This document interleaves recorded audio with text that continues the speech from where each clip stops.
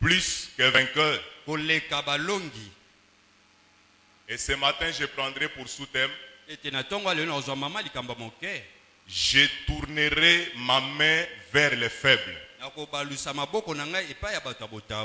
Je tournerai ma main vers les faibles. Et c'est Dieu qui le dit. Quand la Bible parle d'être plus que vainqueur, je pense que le docteur Dio l'avait bien expliqué. Il nous a dit que quand on dit plus que vainqueur, c'est-à-dire qu'il y a quelqu'un qui a combattu à votre place, il a encaissé des coups. Et nous venons profiter de cette victoire sans encaisser de coups. Mike Tyson, qui combat sur les rings, il encaisse des coups. Mais du moins quand même il finit par remporter les combats. Et quand il sort du ring, c'est avec des blessures, avec des douleurs. Et la victoire qu'il a eue, sa famille jouit de cette victoire. Ses amis jouissent de cette victoire. Ses enfants jouissent de cette victoire. Mais elles jouissent de la victoire sans encaisser les coups. Mike Tyson est vainqueur. Mais sa famille est plus que vainqueur. Parce qu'ils ont vaincu. Ils ont vaincu par les canaux de Mike Tyson, mais sans encaisser les coups. C'est ce que Jésus a fait pour nous. Sur la croix, Jésus a été frappé, il a été flagellé. Et il a remporté la victoire dans cette douleur. Maintenant, nous profitons de cette victoire. Mais nous n'étions pas sur la croix. Voilà pourquoi la Bible parle de nous comme étant plus que vainqueurs. Et dans tous les combats que nous pouvons rencontrer, nous ne combattons pas, nous combattons déjà dans la victoire. Parce que Jésus a déjà vaincu tous les combats. Tous les combats qui peuvent intervenir dans ta vie, Jésus les a déjà vaincus. C'est pour cela que toi tu es plus que vainqueur. Tu ne combats pas pour vaincre, mais tu combats déjà dans la victoire. Alléluia. Amen. Au départ, comment les choses ont commencé? L'homme était dans le jardin d'Éden. L'homme vivait bien. Quand Dieu a créé l'homme, il a donné à l'homme l'autorité, la domination sur toute la création. L'homme devait dominer sur les animaux, sur toutes les créatures. Mais nous connaissons tout ce qui est arrivé dans le jardin d'Éden. L'homme est tombé dans le péché, séduit par le diable.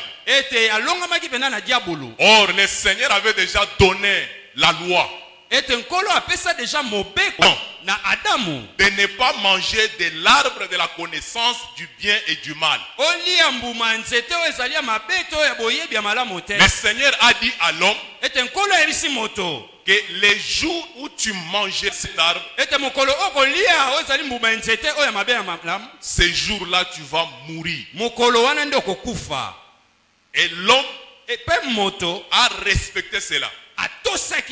Mais un jour, la femme fait une rencontre très dangereuse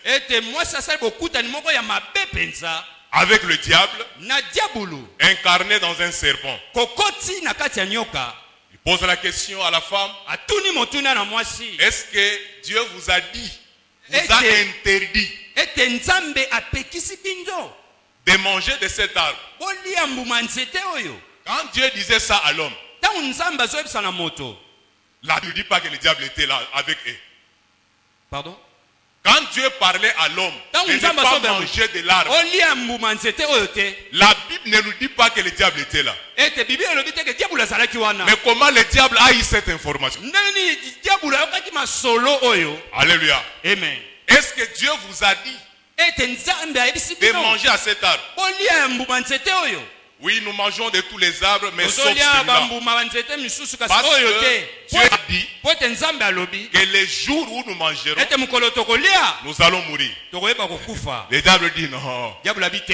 Non, c'est pas ça. Si vous mangez, vous n'allez pas mourir. Maintenant, je pose la question à l'assemblée. Dieu dit, les jours où vous mangerez, vous allez mourir. Le diable vient dire, si vous mangez, vous n'allez pas mourir. Il mange, il ne meurt pas. Il ne meurt pas. Raisonnons maintenant en tant qu'homme. Entre Dieu et le diable, qui a dit la vérité? Je pose la question à l'assemblée. Vous vous gênez de dire que Dieu a menti. Je vous comprends, vous êtes des vrais enfants de Dieu. Vous avez des réserves. Mais si nous raisonnons en tant qu'hommes, parce que Dieu dit les jours, il dit bien les jours. Nous sommes aujourd'hui dimanche. Si tu manges aujourd'hui, tu vas mourir. Le diable dit non, si vous mangez, vous n'allez pas mourir. Il mange. Il s'attendait peut-être non, vers 17h on va mourir. 17h relique. Peut-être 20h. 20h relique. Peut-être 23h. 23h relique. Si une heure et 2 heures, ils ne sont pas morts. Quelque part, ils se disent il n'y a rien qui est arrivé. Vous ne trouvez pas qu'il y a un problème quelque part? Est-ce que Dieu a menti? Dieu a menti? Qui peut répondre à cette question? Entre Dieu et le diable, qui a menti? Non. Dieu n'a pas menti. Amen. Pourquoi? Je pense que vous connaissez la réponse. Amen. Je pense qu'on avait déjà dit ça ici. Voilà pourquoi chaque chrétien doit connaître son Dieu. Le diable peut venir déformer ce que Dieu t'a dit pour te faire comprendre autre chose. Si tu connais ton Dieu, je pense que tu auras déjà la réponse. La Bible dit ceci: devant notre Dieu, un jour égale 1000 ans. Donc si tu vis sur cette terre, pour que tu dises que tu as vécu un jour sur la terre, il faut que tu atteignes 1000 ans. C'est là que tu peux dire que tu as atteint un jour sur la terre. Parce que devant Dieu, un jour égale 1000 ans. Vous connaissez ce verset là, non? Qui connaît le verset? Qui connaît le verset qui dit que devant Dieu un jour égale 1000 ans? Quelques personnes seulement. Le docteur Dieu va nous chercher le passage, il va nous le donner. Amen. Amen. Devant Dieu, un jour égale 1000 ans. Tu ne peux pas dire que j'ai vécu des jours sur la terre si tu n'as pas atteint 2000 ans. Maintenant, lisez la Bible. Il n'y a personne. Et alors, personne. Depuis que Dieu a créé Adam,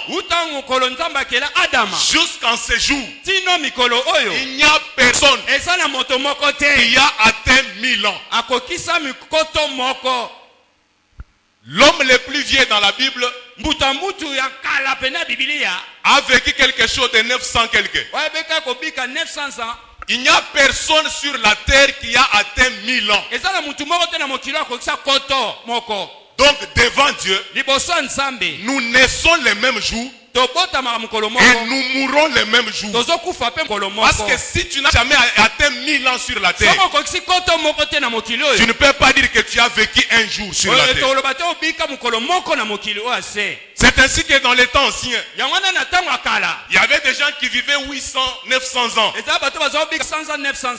Tu pouvais trouver un monsieur de 200 ans. Mais c'est un jeune. Il équivaut à un jeune de nos jours de 20 ans. Mais 200 ans. De nos jours, c'est comme un jeune de 20 ans. Un vieux papa de 300 ans. Parce que quand nous pouvons faire un peu les calculs, l'espérance de vie pour nous ici, les Congolais, les Africains, c'est dans les 70, 80. Donc quand vous voyez quelqu'un qui a atteint 80 ans, 90 ans, c'est comme si c'était un vieux. Mais en ce temps-là, c'était un petit, un jeune petit. Quand les choses ont évolué, au temps de Noé, quand le Seigneur a détruit toute la race humaine, en sauvant seulement 8 personnes, le Seigneur a réduit l'âge à 120 ans. Donc, pour vivre, tu ne pourras pas aller au-delà de 120 ans. Même les 120 là, pour les atteindre aujourd'hui, c'est un problème. C'est un problème. Alors tu verras que devant Dieu, ta petite vie là, tu ne vis que quelques secondes devant Dieu. Tu ne vis que quelques secondes. Quand nous on te voit, tu es une maman de 50 ans, 60 ans. Dieu voit, tu es un petit. Ce n'est pas à cause de cette petite vie sur la terre que tu dois compromettre ton éternité. Alors là, c'était pour répondre à la question selon laquelle entre Dieu et le diable qui a menti, c'est le diable qui a menti. Le diable a menti. Parce que le diable a dit que vous mangerez, vous n'allez pas mourir. Mais devant Dieu, l'homme est mort le même jour. Parce qu'il n'atteint pas 1000 ans. Et l'homme, à cause de son péché, a perdu sa domination. Il a perdu sa puissance. Il a perdu la domination que Dieu lui avait donnée. Et quand Dieu descend dans le jardin pour rencontrer l'homme, l'homme s'est caché loin de Dieu. Pourquoi? Parce qu'il avait péché. Et quand Dieu s'est rendu compte que l'homme a péché, il l'a chassé du jardin. Il l'a mis hors du jardin. Et la Bible déclare, il a mis les chérubins avec les épées flamboyantes pour garder le chemin de l'arbre de la vie, afin que l'homme n'aille pas toucher à l'arbre de la vie. Les chérubins étaient là avec des épées pour que personne n'ose emprunter le chemin de l'arbre de la vie. Maintenant, toute personne qui devait oser devait être frappée par cette épée. Mais il y a quelqu'un qui a osé pour toi, pour moi. Les livres de Zacharie que nous avons lus, la Bible nous dit ceci: épée, lève-toi sur mon pasteur. Frappe ce pasteur. Et je tournerai ma main pour soutenir les faibles. Quel est ce pasteur? qui devait être frappé pour que Dieu tourne sa main pour soutenir les faibles. Et pourquoi seulement? Pour que Dieu soutienne les faibles. Avec sa main puissante. Il fallait seulement que ces pasteurs soient frappés. Ces pasteurs, c'est Jésus de Nazareth. Jésus de Nazareth, il est l'homme qui a osé nous frayer le chemin de l'arbre de la vie. Ce chemin qui était gardé par les chérubins. Il y a quelqu'un qui a osé pour toi, pour nous faire ce chemin. Et quand il est venu, il a été frappé par cette épée. Il a été frappé. Et c'est sur la croix qu'il a été frappé. Et après être frappé, le chemin de l'arbre de la vie nous a été ouvert. Nous pouvons maintenant accéder à l'arbre de la vie. Nous pouvons maintenant accéder à cet arbre et vivre éternellement. Alléluia. Amen. Mais quand l'homme a perdu cette domination, le diable a pris ce que l'homme avait. Le diable a pris la domination de l'homme. Et le diable a commencé à dominer sur l'homme. L'homme qui devait dominer sur les anges, qui devait dominer sur les diables. Le diable a commencé à dominer maintenant sur l'homme. Mais quand le pasteur a été frappé sur la croix, le Seigneur a tourné maintenant sa main puissante pour venir soutenir ceux qui étaient faibles, ceux qui étaient sous la domination du diable, ceux qui étaient sous l'emprise du diable. À cause de l'œuvre de la croix, le Seigneur peut maintenant soutenir ces gens-là. Ils peuvent maintenant soutenir ces faibles-là. Voilà pourquoi la Bible déclare que les faibles disent que je suis fort, parce qu'il y a une main puissante qui soutient ces faibles.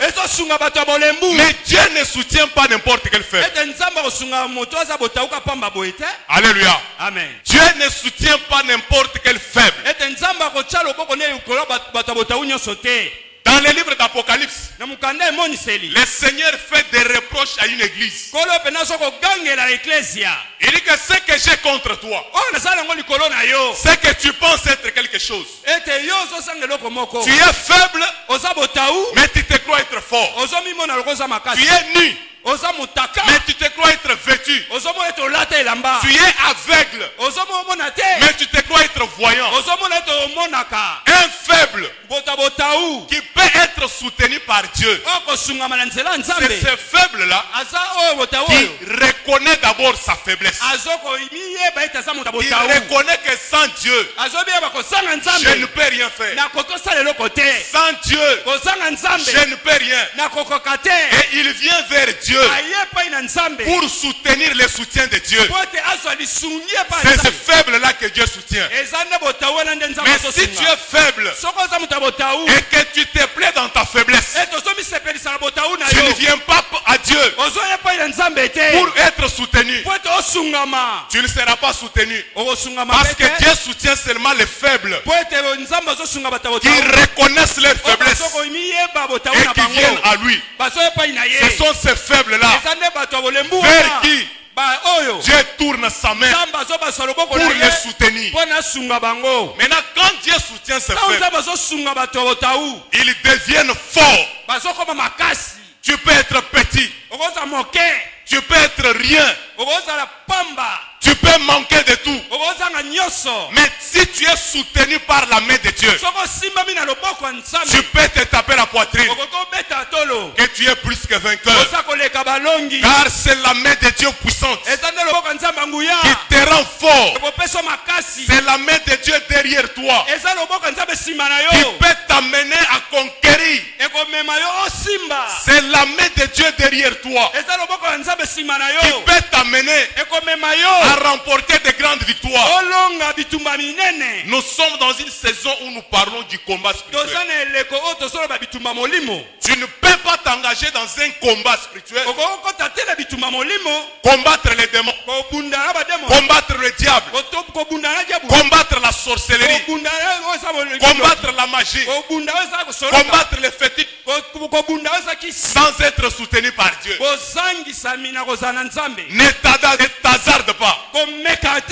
Parce que toi-même, même devant un petit démon, tu ne peux rien faire. Même devant les plus petits des démons.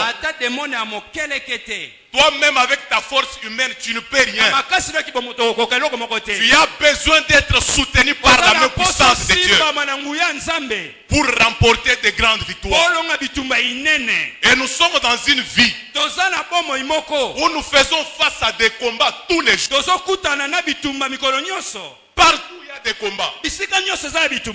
Dans nos familles, dans nos milieux professionnels, partout il y a des combats. Dans ce monde ici, il n'y a aucun endroit où tu peux vivre sans combat. Même si tu vas aller vivre seul en brousse, tu auras des problèmes même avec les mouches. Tu auras des problèmes avec des moustiques. Tu ne les as rien fait. Mais ils viennent pour te créer des problèmes. Donc nous sommes dans un monde où nous vivons tous les jours. Nous faisons face à des combats. Le diable ne peut pas être complexé pour t'attaquer. Si le diable a eu le courage au ciel d'attaquer Dieu, de faire la guerre à Dieu au ciel, là où il y a le trône de Dieu, là où Dieu règne, mais le diable ne s'est pas gêné de créer le combat, de créer le désordre là-bas. Il n'y a que toi. Nous vivons dans un monde où nous faisons face à des problèmes. Tu ne peux pas vivre dans ce monde bouche vide. Il faut que tu sois quelque part. Il faut que tu sois soutenu quelque part. Il faut que tu aies une certaine ressource pour faire face à tous ces combats de la vie. Tu as besoin d'une main qui doit te soutenir. Et quand cette main te soutient, tu peux être sûr que tu peux remporter de grandes victoires. Même devant le plus grand Goliath de ta vie. Si cette main est avec toi, tu peux être sûr de la victoire. Tu peux combattre avec assurance, parce que ce n'est plus par ta propre force, mais c'est par la force et par la puissance du nom de Jésus et de cette main qui te soutient. Alléluia. Amen. Vous savez, dans des communes où règne ce phénomène de Kuluna, quand vous allez dans de telles communes, il faut être trop prudent. Parce que tu peux être là. Tu vois un petit derrière. Un petit. Toi, un grand papa. Tu vois un petit homme de 10 ans qui vient seulement te créer des problèmes. Eh papa, mets-toi jeune. Toi, moi, me mettre jeune devant toi. J'ai dit mets-toi jeune. Quand ce petit fait ça, dans les noirs, il y a des bombes qui l'ont envoyé et qui sont derrière lui. Si toi tu t'hasardes à toucher ce petit-là, tu verras ce que tu vas voir. Parce que derrière le petit, il y a des grandes puissances qui l'accompagnent. Toi tu vois seulement le petit, mais derrière lui, il y a des forces auquel tu ne peux pas faire face. C'est ce que Dieu a fait de toi. À cause de l'œuvre qu'il a accomplie sur la croix. Tu es comme ce petit-là. Tu peux entrer dans le monde des ténèbres pour créer la dépendance. Parce que derrière toi, il y a une main qui te soutient. Il y a une main qui t'accompagne. C'est cette main-là qui va t'aider à remporter des grandes victoires. Alléluia. Amen. Maintenant, quand tu es soutenu comme ça, tu peux avoir la capacité de récupérer ce qu'on t'avait pris au moment où tu étais faible. Parce que quand tu étais faible, tes ennemis ont profité. Ils t'ont fait ce qu'ils t'ont fait. Ils ont pris ta santé. Ils ont pris tes finances. Ils ont pris ton boulot. Ils ont pris ce qu'ils ont pris. Là, c'est quand tu étais faible. Mais au moment où tu es maintenant fortifié, où tu es maintenant soutenu, tu peux maintenant récupérer tout ce qu'on t'avait pris. Et ce matin, c'est une matinée de récupération. C'est une matinée de récupération. Je proclame cette matinée une matinée de récupération. Une matinée de récupération. J'aimerais que tu fasses comme moi. Une matinée de récupération. Et de la même manière que tu le fais, récupère au nom de Jésus tout ce qu'on t'avait pris. Parce que ce matin, il y a une main derrière toi qui t'aide à récupérer tout ce qu'on t'avait pris.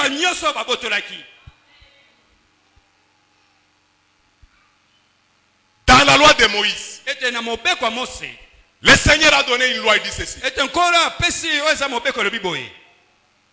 Il a institué une année appelée l'année du jubilé.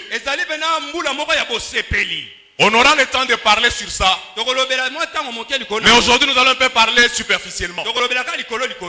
L'année du jubilé. Pendant l'année du jubilé, l'esclave devenait libre. Pendant le temps, l'année du jubilé, on avait le droit de récupérer ce qu'on nous avait pris. Dans les livres de Lévitique, qu'est-ce que la Bible dit? La Bible dit ceci.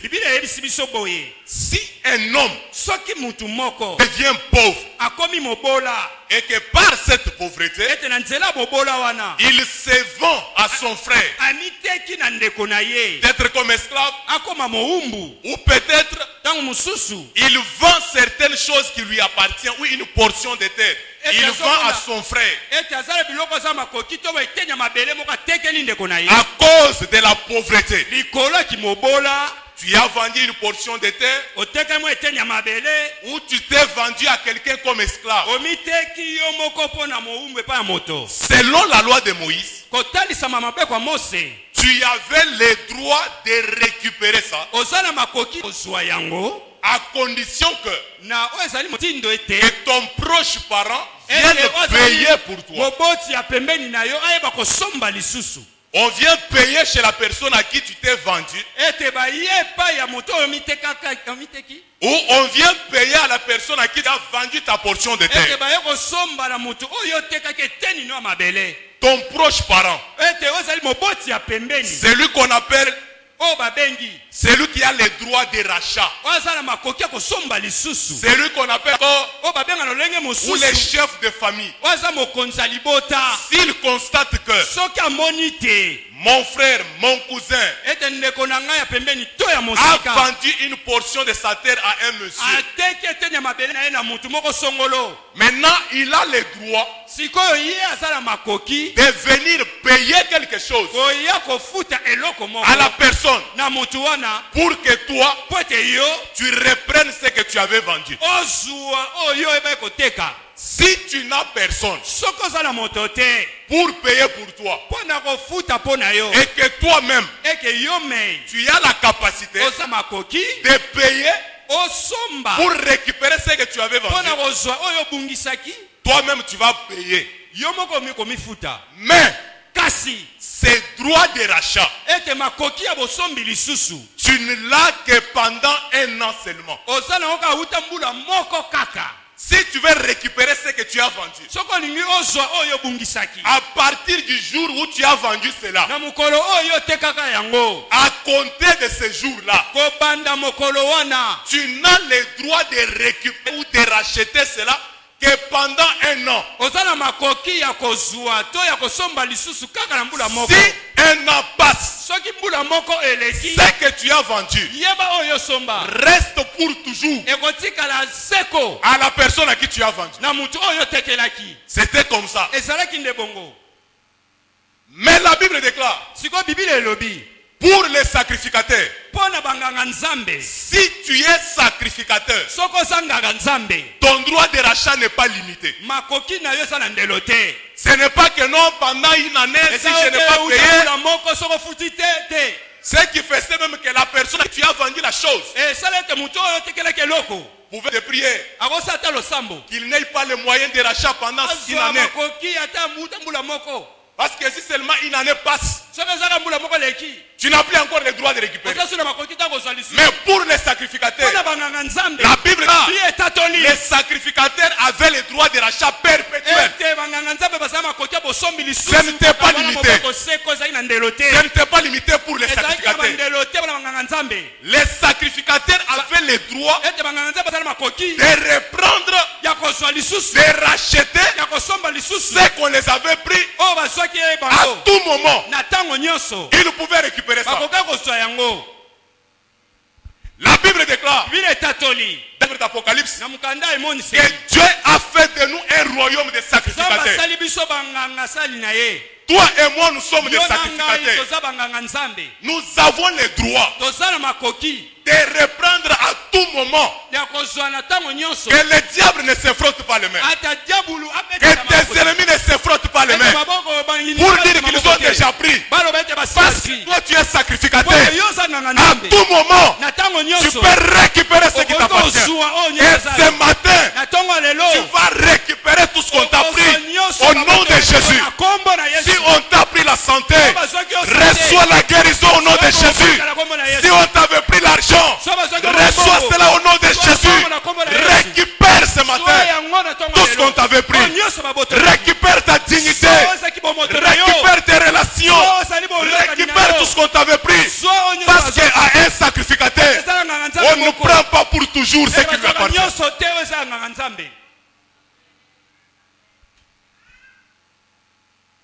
Tu n'as pas le droit de pléonicher. Pour moi c'est fini. Pour un sacrificateur ça n'a jamais fini. Aussi longtemps que tu respires sur cette terre, tout est possible. Tout est possible. Parce que toi tu n'es pas n'importe qui. Et pourquoi Dieu a fait de nous des sacrificateurs? Dans l'Ancien Testament, seuls les sacrificateurs avaient le droit d'entrer dans les tabernacles, avaient le droit d'entrer dans la présence de Dieu. Tous les peuples n'avaient pas le droit d'entrer dans la présence de Dieu. Les sacrificateurs, ils étaient là comme trait d'union entre Dieu et les hommes. C'est eux qui entraient dans la présence de Dieu, qui prenaient des choses pour les donner au peuple. Et ils étaient en contact avec le peuple pour prendre les problèmes des peuples et les amener vers Dieu.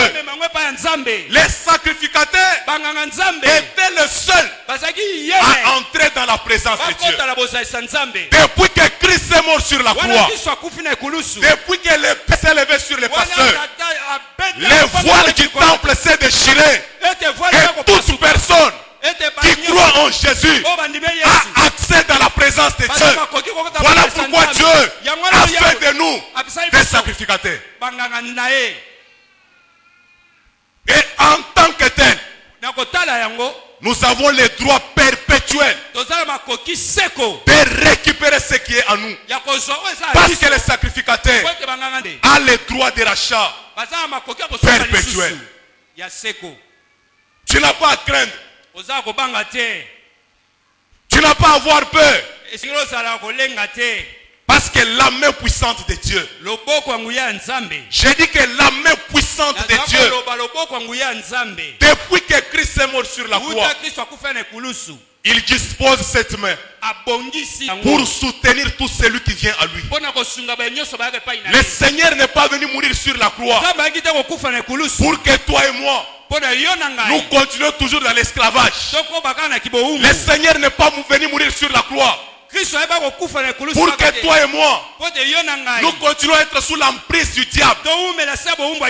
S'il y a des situations dans ta vie, s'il y a encore des situations dans ta famille qui sent comme si que ça domine sur toi, non, cherche encore ton Dieu. Cherche encore ton Dieu. Parce que selon l'évangile de Jésus, selon l'évangile de Christ, la Bible déclare les descendants d'Abraham ont la domination sur leurs ennemis. Les enfants de Dieu ne peuvent pas être dominés par leurs adversaires. Quelle que soit leur force, quel que soit leur nombre, quel que soit le nombre de ceux qui attaquent ta vie, quel que soit le nombre de tes ennemis, à cause de ton Dieu, tu dois, j'ai dit que tu dois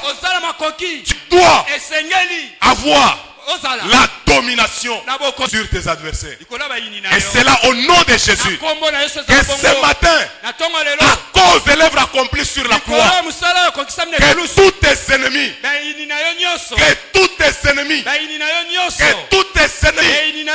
tombent sous ton pouvoir au nom de Jésus. Qu'ils tombent sous ton pouvoir au nom de Jésus. Maintenant, l'année du jubilé était proclamée par une trompette. On sonnait une trompette pour aviser les gens que c'est déjà l'année du jubilé. Il y avait une trompette qui était sonnée. Il y avait une trompette qui était sonnée. Si cette trompette sonne, le peuple connaissait le son de la trompette. À chaque fois qu'il y avait un son de la trompette, on savait que c'était pour tel. C'était pour telle chose. Et quand le son de la trompette pour les jubilés sonnait, le peuple était maintenant au courant que nous entrons dans l'année du jubilé. Tel que je suis en train de parler, si tu as permis ce message aujourd'hui, c'est un son de trompette qui est sonné pour annoncer les jubilés pour toi, pour annoncer les jubilés pour quelqu'un, afin que tu récupères ce qui est à toi. Et c'est là au nom de Jésus. Nous allons nous tenir debout, nous allons prier.